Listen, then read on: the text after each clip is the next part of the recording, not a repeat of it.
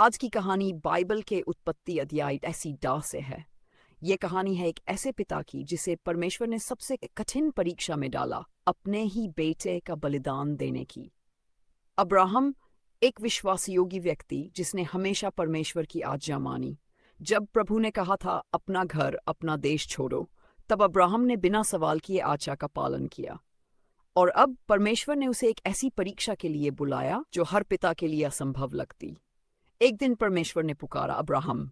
Abraham ने उत्तर दिया, यहाँ हूं मैं प्रभु। तब प्रभु ने कहा, अपने प्यारे बेटे इसहाक को ले जा, जिसे तू सबसे अधिक प्रेम करता है, और उसे उस पहाड़ पर बलिदान कर जिसे मैं तुझे दिखाऊंगा।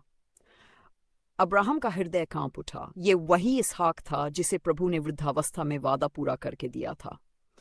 लेकिन अब्राहम जानता था परमेश्वर कभी गलती नहीं करते। उसने अपने विश्वास को डर से ऊपर रखा।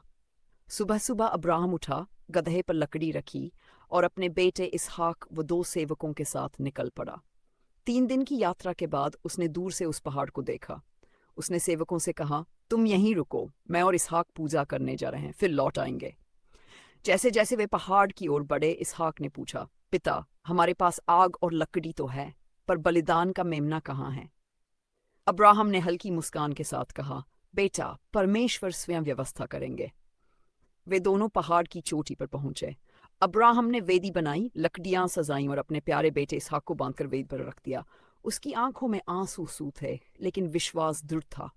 उसने हाथ उठाया, चाकू लिया, और जैसे ही बलिदान देने को हुआ, तभी स्वर्ग से आवाज आई, अब्राहम। अब्राहम रुक गया। स्वर्गदूत ने कहा, अपने बेटे को कुछ मत करना। अब मैं जान गया हूं कि तू मुझसे डरता है, क्योंकि तूने अपने प्यारे बेटे को भी मुझसे नहीं रोका। अब्राहम ने नजर उठाई और देखा, पास ही झाड़ी में एक मेंढा सींगों से फंसा है। उसने उस मेढे को लिया और उसे इसहाक के स्थान पर बलिदान कर दिया। उसने उस स्थान का नाम रखा था यहोवा यीरे, जिसका अर्थ है प्रभु व्यवस्था करेगा। यह कहानी हमें सिखाती है कि सच्चा विश्वास तब होता है जब हम बिना शर्त परमेश्वर पर भरोसा करते हैं। जब हम उसके आदेशों पर भरोसा रखते हैं, तो वह हर कठिन परीक्षा में हमारे लिए रास्ता बना देता है, क्योंकि विश्वास, प्रेम और आज्ञाकारिता ही ईश्वर की सबसे प्रिय भेंट है। अगर आपको ये कहानी पसंद आई हो तो लाइक, शेयर, कमेंट और सब्सक्राइब करना ना भूलें। आपका एक छोटा सा समर्थन हमें और ऐसी प्रेरणादायक बाइबल कहानियां लाने के लिए प्रेरित करता है।